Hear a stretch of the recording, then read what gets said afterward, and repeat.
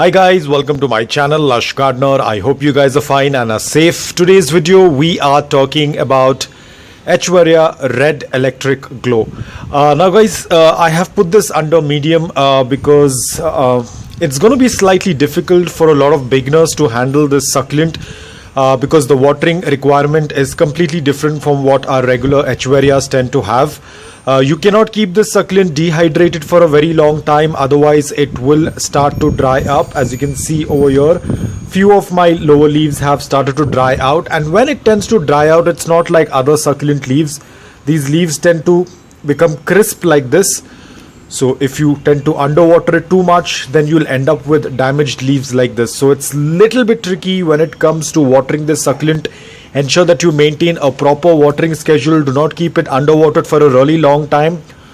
Apart from that, do not overwater, or I would say do not water it like regularly, otherwise it will get overwatered and it will rot. So it's slightly tricky when it comes to watering.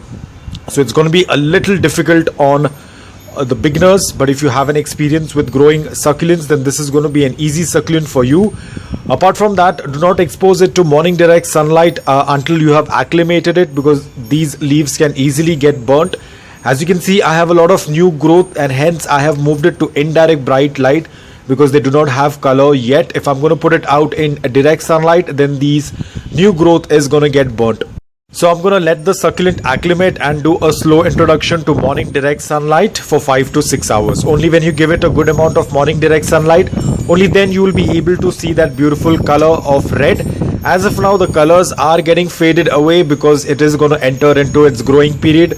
So only during the dormancy, or mostly during the dormancy, you are going to see that really bright electric red color on this succulent. That's why it tends to get the name Red Electric Glow.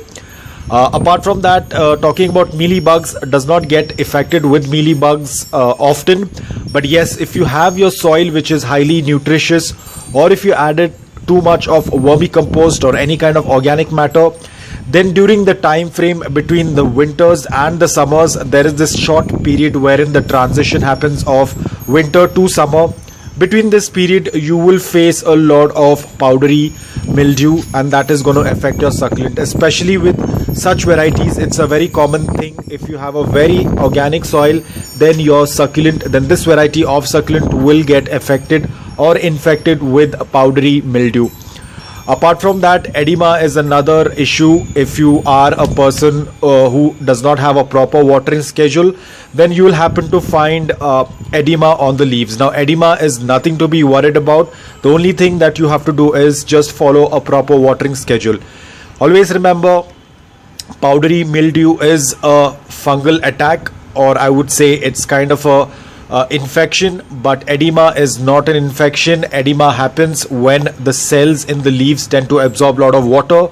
They are not able to hold that water, and the cells inside the leaves tend to burst, due to which you get these small black bumps on the lower part of the leaves. Usually it starts on the lower leaves. So edema is nothing related with fungus, mold, or any kind of infection. It is just related with watering. So please do not get confused. I have seen a lot of people, the moment they see those black bumps which are edema, they think that the succulent is infected with some kind of fungal attack, and they start using some kind of fungicide. That is not going to work out for edema.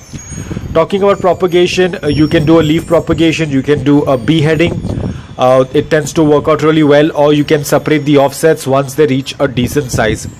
You can use fertilizers during the summer period, which is their growing period. Go for a liquid based fertilizer. Do not fertilize them during the winter season. Soil remains the same. It has to be loose, porous, and well draining. Ensure that the soil dries before you go ahead and water it. Just because the leaves are thin, it cannot store a lot of water. That does not mean that you're going to water it every now and then. It will get rotted. You have to wait for the leaves, for the soil to dry, or you will also be able to see there will be slight wrinkles on the lower leaves, and then it's time to water. Right now, I'm not going to water my succulent because I had just recently done a watering. The succulent looks slightly open, which means that she is not dehydrated as of now.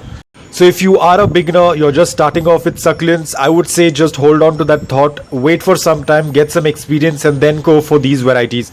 Like you have this variety, you have Echeveria pink frills, Echeveria blue wave, Echeveria blue curlies. All these varieties have very thin leaves and it can be little difficult for a newcomer or for a beginner to handle such succulents. So just hold on to that thought. Probably once you get a good amount of experience, you can add them in your collection. That's the reason why I have put it under medium, because experience matters a lot when you tend to handle such succulents. So guys, I hope that this video was helpful to you. If it was, please hit the like button. If you're new to my channel, please consider subscribing to it. Until then, take care, stay safe and keep propagating.